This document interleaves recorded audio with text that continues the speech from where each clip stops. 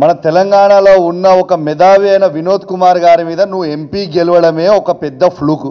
కరీంనగర్ జిల్లాలో ఫ్లూక్లో గెలిచినో అయిపోయింది, నీ అదృష్టం మంచిగుంది, గెలిచినో అయిపోయింది. నేను ఒక్కటే అడుగుతున్నా, బండి సంజయ్ గారు ఇంతకుముందు మా శ్రవణ్ కుమార్ గారు అన్నారు ఒక్కసారి అవకాశం ఇవ్వండి అని నువ్వు అడుగుతున్నావు అని. అసలు నీకేమైనా దిమాగ్ ఉందా అవే బండి సంజయ్?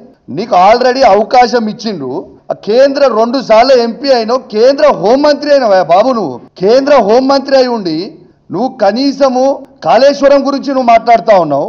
మా వినోద్ కుమార్ గారు కేసీఆర్ గారి నాయకత్వంలో హుజురాబాద్ నియోజకవర్గంలో కమలాపూర్ మండలంలో ఉప్పలు బ్రిడ్జ్ రాష్ట్రం నుంచి కట్టే 45 కోట్ల రూపాయలతోని కంప్లీట్ చేసి పెడితే 4 సంవత్సరాలు అవుతుంది వినోద్ కుమార్ గారు కంప్లీట్ చేసి.